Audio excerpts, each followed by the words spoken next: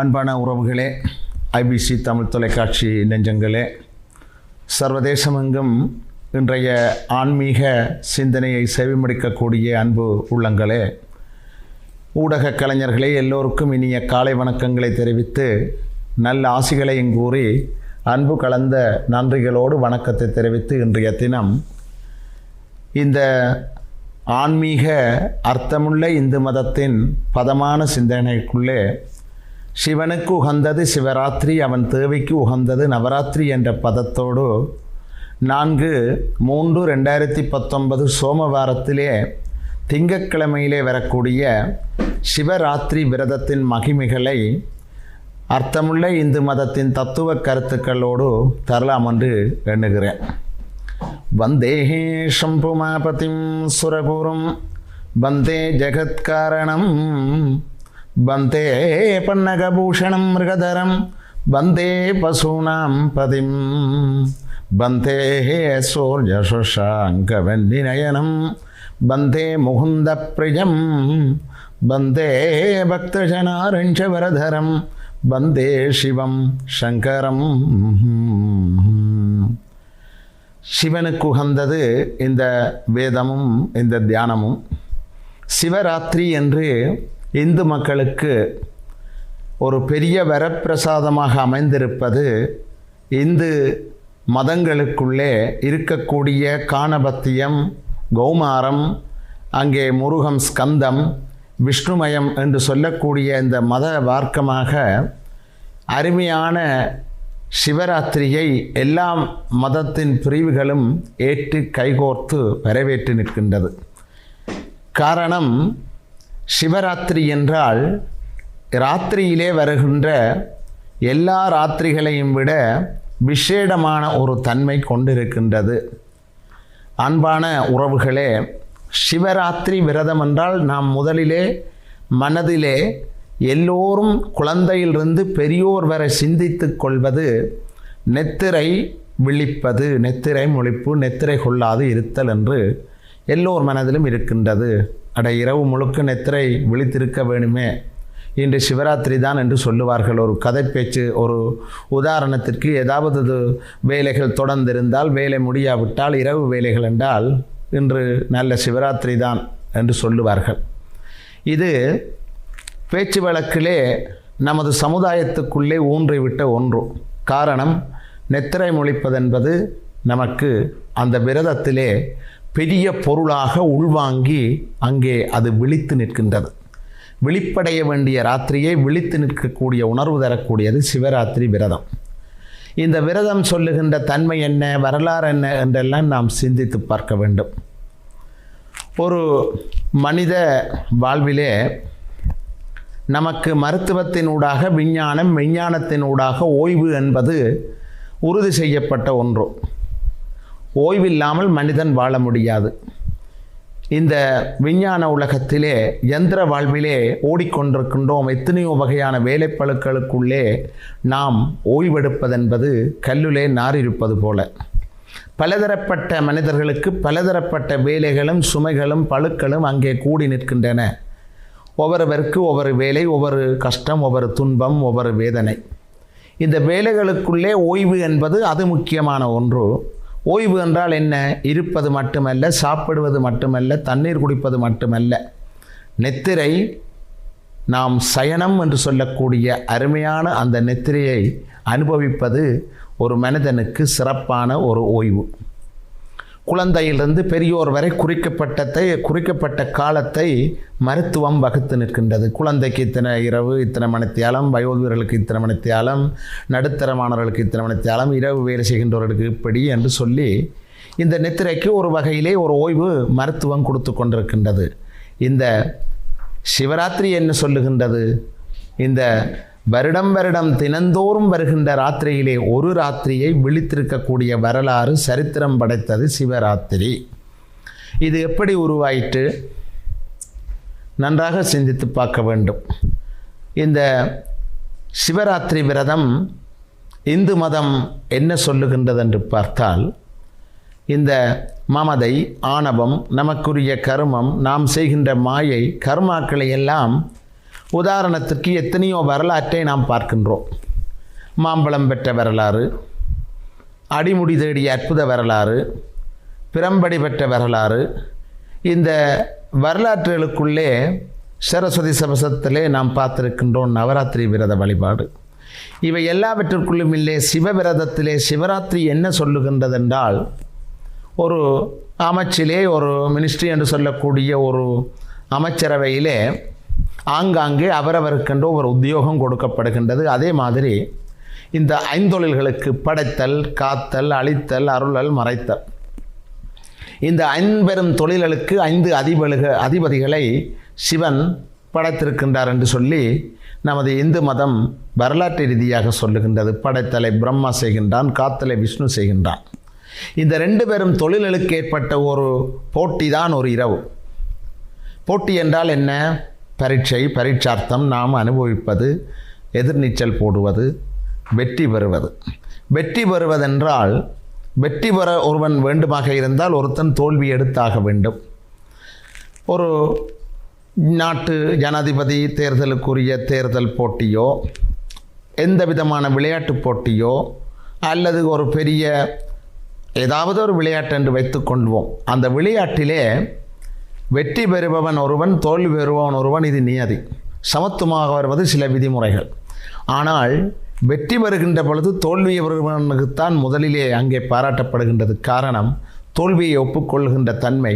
வெற்றி பெற்றவனுக்கு பாராட்டி அவனை நல்ல மனப்பூர்வமாக வரவேற்று நிற்பது ஒரு உவமை. அடுத்தது என்ன ஒன்று, அவன் தோல்வி விட்டால்தான் மற்றவன் வெற்றி பெற முடியும். பரீட்சையோ, கல்வியோ, சட்டத்தில் போட்டியோ, தேர்தலில் போட்டியோ, விளையாட்டில் போட்டியோ, அங்கே வெற்றியும் தோல்வியும் 2 சமத்துவம் என்பதை அழகான சிவராத்திரி விரதம் உணர்த்தி நிற்கின்றது. இந்த விரதத்துக்குள்ளே ஒரு வரலாறு இருக்கின்றது. காரணம், பொய்மை, வாய்மை. ஒரு போட்டியிலே பலவிதமான சம்பவங்கள், ஊழல்கள் அங்கே இடம்பெறுகின்றன. நேர்மையான போட்டி இருக்கின்றது, சுத்தமாத்திலே பொய்மைகளை வரக்கூடிய போட்டி இருக்கின்றது, சில சட்டத்திற்கும் விதிமுறைகளுக்கும் அப்பாற்பட்ட ஒரு மாற்றீட்டு போட்டிகள் இருக்கின்றது. ஆனால் இந்த இந்து சமய புனிதமான வரலாற்றிலே சிவராத்திரி விரதம் சொல்லி நிற்கின்றது 2 விதமானது. ஒன்று, நான் என்ற அகங்காரம் கலைந்தது. அடுத்தது, வாய்மைக்கும் பொய்மைக்கும் நீதி கொடுத்த அருமையான நாள் என்று வரலாறு பகர்சான்று நிற்கின்றது. அன்பான உறவுகளே, இந்த சிவவிரதத்திலே நன்றாக யோசித்து பாருங்கள். உலகெல்லாம் இணந்து ஓதுதற்குரியவன் அந்த சிவன் என்ன மாதிரி இந்த பரீட்சையை உமையோடு கைலேங்கிரியிலே கொடுத்தான். இதற்கும் நாரதன் தான் ஒரு கலக காரணமாக இருக்கின்றார். இது எப்படி என்றால், படைத்தல் தொழில் செய்கின்ற பிரம்மனுக்கும் காத்தல் தொழில் செய்கின்ற விஷ்ணு பெருமானுக்கும் அவர்களுக்குள்ளே ஒரு போட்டியை உருவாக்குகின்றார் விதியின் நிமித்தம். ஒன்று, யார் உலகத்தை முதலிலே சுற்றி எனது அடியை தொடுவது, முடியை தொடுவது. எனது அடியை தொட வேண்டும் ஒருவர் எனது முடியை தொட வேண்டும் என்று சொல்லி எம்பெருமான் அர்த்த நாதீஸ்வரத்திலே லிங்கோற்பவர்களாக நடுமையத்திலே, அதாவது ஆகாய பூமியும் ஆகாய உலகமும் வானுலகமும் பாதாள லோகமும் இல்லாத நடுவிலே அண்டவெளியிலே காற்று லோகத்திலே எம்பெருமான் அசரீதியாக அங்கே தென்பட்டிருக்க, இந்த பிரம்மனாகிய படைத்த தொழிலுக்கு அதிபதியாக இருக்கக்கூடியவன் அன்ன பறவையிலே பறந்து சென்று வானத்திலே முடிய தேடிய வரலாறும், இந்த விஷ்ணு என்று சொல்லக்கூடிய காத்த தொழிலுக்கு அதிபதியாக இருக்கக்கூடிய விஷ்ணு பெருமான் வராகம் என்று சொல்லக்கூடிய பண்டி வடிவத்திலே பாதாளத்தை குடைந்து குடைந்து குடைந்து பூமியை சிவனின் அடியை தேடிய அற்புத வரலாறு தான் சிவராத்திரி விரதம். சிவனுக்கு உகந்தது சிவராத்திரி, அவன் தேவிக்கு உகந்தது நவராத்திரி. இந்த நவராத்திரியிலே பாருங்கள், நாரதர் கொண்டே அம்மன் சக்திக்கு முப்பெரும் சக்திகளுக்குரிய போட்டியை கொடுக்கின்றார். இது ஏன் இந்த வரலாறு அர்த்தமுள்ள இந்து மதம் கூறி நிற்கிறது என்றால், அன்பான உறவுகளே, இந்த மனித வாழ்வியல்லே சமுதாயத்துக்குள்ளே சரி, மாற்றினத்தவர்களுக்குள் சரி, எம்மவர்களுக்குள் சரி, போட்டி, பொறாமை, விட்டு கொடுக்காத தன்மை, இந்த ஒழுக்க நெறிக்கற்பாற்பட்ட சம்பவங்களை மத சார்பாக அந்தந்த மதங்கள் அங்கே வழிவகுத்து நின்ற வரலாறு தான் விரத வடிவங்களாக அமைந்திருப்பது. அதில் ஒன்றுதான் சிவராத்திரி விரதம். இந்த சிவராத்திரி விரதத்திலே வரலாற்றை தொடர்ந்து நாங்கள் கவனித்து பார்த்தால் இந்த 2 போட்டி ஒன்று உருவாகின்றது. ஒன்று, அங்கே பாருங்கள், போட்டியிலே யார் முன் வருவது. 2வது, பொய்மை வாய்மை பேசுகின்றவர்களுக்குரிய தீர்ப்பு. பொய்மை படைத்தவனுக்கு உலகத்திலே என்ன தீர்ப்பு இருக்குது, வாய்மை உள்ளவனுக்கு என்ன தீர்ப்பு என்பதை அங்கே நூற்றாண்டுகளுக்கு முற்பட்ட வரலாறே நமக்கு, அதாவது பகர்சான்றி நமக்கு காட்டி சென்றிருக்கின்றது. உதாரணமாக இதை நாம் பார்த்தால், இந்த பிரம்மன் இந்த மாசி மாதம் அமாவாசைக்கு முன்னு வருகின்ற திரையோதசி சதுர்த்தசி திதி கலந்த திரிவடைந்த திதியிலே அன்ன வாகனத்திலே எம்பெருமான் முடியை தேடி பிரம்மன் தனது அன்னப்பட்சி வாகனத்திலே பறக்கின்றான். இப்படி பறந்து திரிகின்ற பொழுது அங்கே பாதாளத்திலே விஷ்ணு பெருமான் பன்றி வடிவத்திலே போகின்றார்.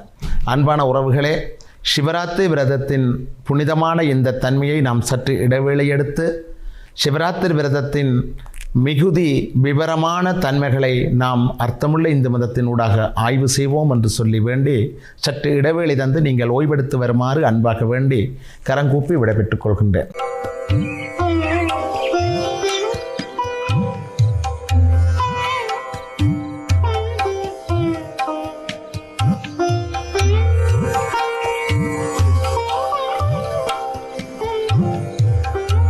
அன்பான உறவுகளே, ஐபிசி தமிழ் தொலைக்காட்சி நெஞ்சங்களே, நீங்கள் ஓய்வெடுத்து சிவராத்திரி விரதத்தை ஆவலோடு கேட்க இருக்கின்றீர்கள்.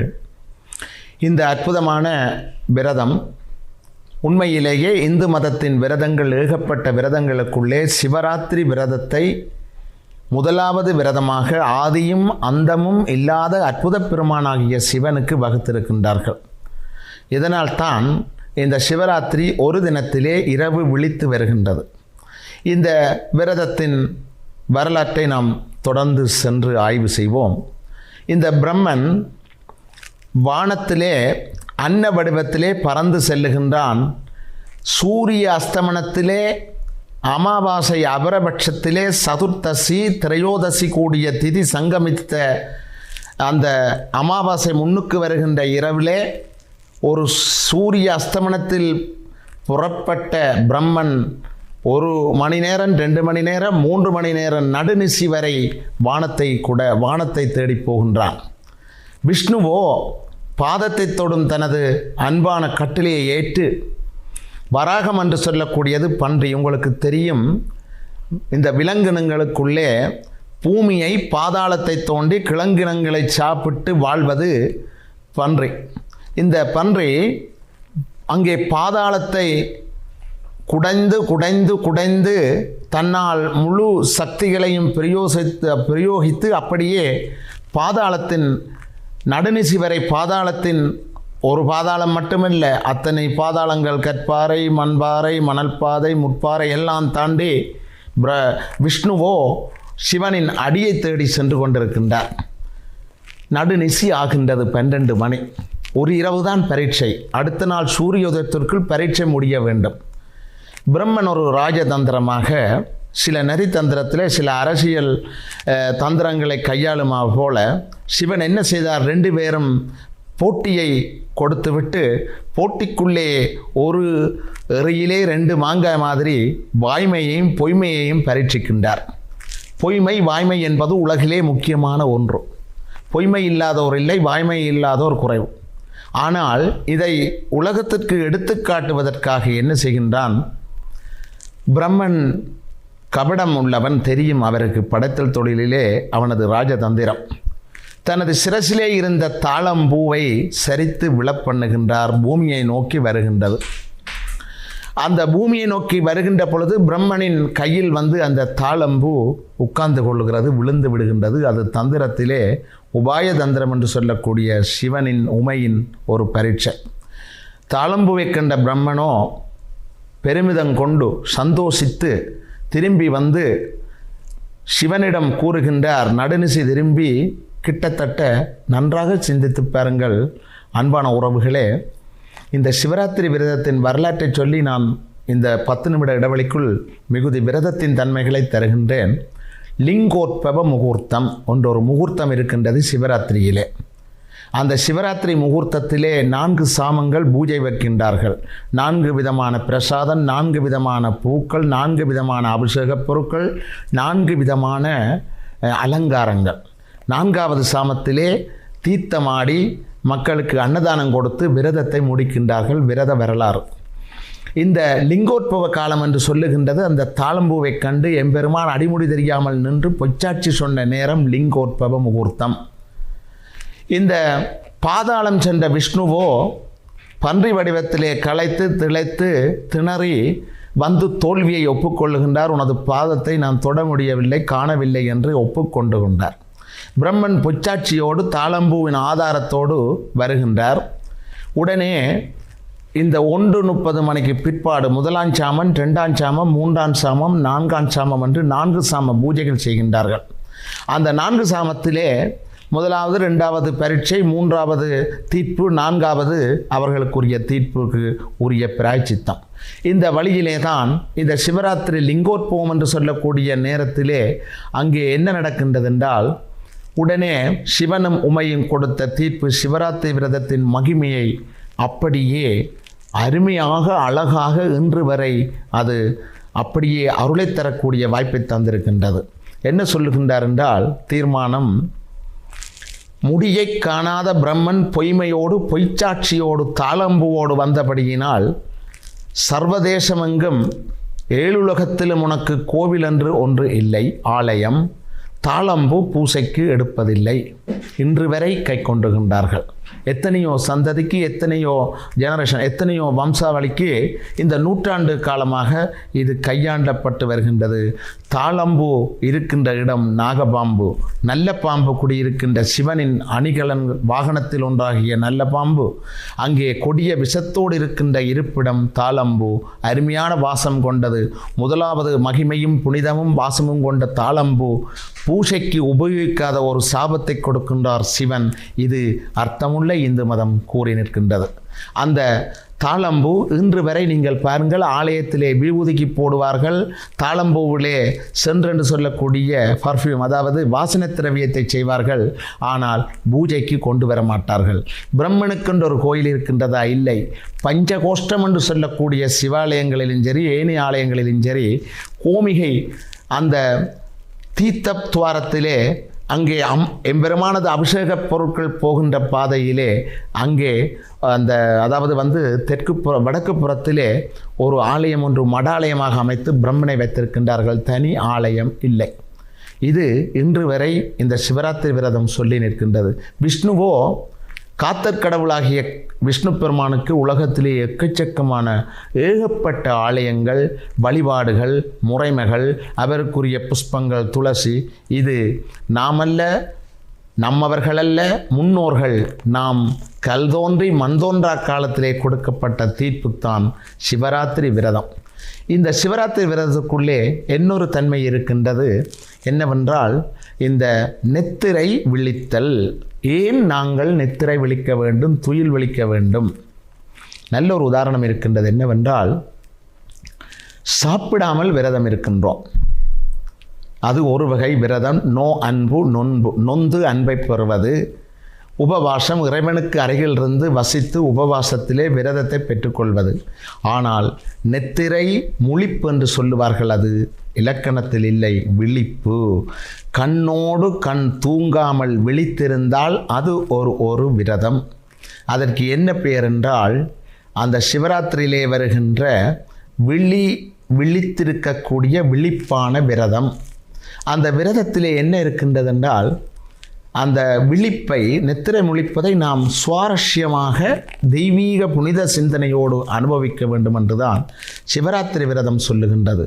தற்காலத்திலே சிவராத்திரி என்றால் களியாட்டங்கள், சினிமா பார்க்கின்றார்கள். தேவையற்ற விதத்திலே அந்த விரதத்திற்கு ஆப்போசிட், அதாவது எதிர்மறையாக பலதரப்பட்ட வழிமுறைகளிலே அந்த நேரத்தை வீணடிக்கின்றார்கள். அது முற்றும் முழுதும் விரதத்திற்கு முரணான ஒரு செயல். அன்பான உறவுகளே, நல்ல சிந்தனைகளை கேட்க வேண்டும், நல்ல பஜனை பாடல்களை அந்த நேரத்திலே பார்க்க வேண்டும், பாட வேண்டும், தெய்வீக அருள் காட்சிகளை பார்த்து ரசிக்க வேண்டும், தெய்வீக சிந்தனைகளோடு தொண்டு செய்ய வேண்டும். இதுதான் சிவராத்திரி விரத நியதி. காரணம், விழித்திருக்கின்ற பொழுது அவச்செயல்களை நாம் செய்யக்கூடாது. நித்திரை விழித்திருப்பது அங்கே பிரம்மன், விஷ்ணு, சிவன், உமை, நாரதர், கைலாயத்திலே உள்ள அத்தனை தேவதைகளும் நித்திரை விழித்திருந்த தூய்மையான பரிட்சாத்த நேரத்தை நாம் இன்று கைக்கொள்ளுகின்ற இந்த விரதத்திலே அவ்வப்பொழுதை நாம் அவமானப்படுத்தி வேறு வழிமுறையிலே கையாண்டால் அந்த விரதத்திற்கு முற்றுமுழுதான தீர்ப்பு பலன் நமக்கு கிடையாதென்று சொல்லி சிவராத்திரி மகிமை சொல்லி நிற்கின்றது. இந்த சிவராத்திரியிலே அன்பான உறவுகளே, அன்பு ஐபிசி தமிழ் தொலைக்காட்சி உள்ளங்களே, இந்த 4/3/2019 திங்கட்கிழமை சோமவாரத்திலே வருகின்ற அருமையான இந்த சிவராத்திரி விரதத்தை நீங்கள் அனுபவித்து அகில உலகெங்கும் சகல பிரச்சனைகளும் நாங்கள் நல்ல முறையிலே தீர்வுகளை பெற்று நிம்மதியாக சுபீட்சமாக வாழ எல்லாம் வல்ல எம்பெருமான் சிவனை வணங்கி ஐபிசி தமிழ் தொலைக்காட்சி ஊடகத்திற்கும் இன்றைய தினம் இந்த ஆன்மீக சிந்தனைக்குள்ளே சிவனுக்கு உகந்த சிவராத்திரிக்கு முக்கியத்துவம் கொடுத்து சைவ நெறி தலைத்தோங்க அகில உலகெங்கும் இவர்கள் செய்கின்ற சேவைக்கு பாராட்டி நன்றி கூறி அடுத்த சிந்தனையிலே ஆன்மீகத்துக்குள்ளே அர்த்தமுள்ள இந்த மதத்தின் ஊடாக பொது சிந்தனையை நாங்கள் ஆய்வு செய்வோம் என்று சொல்லி அன்பாக விடைபெற்றுக் கொள்கின்றேன். வாழ்க வளமுடன். நன்றி, வணக்கம்.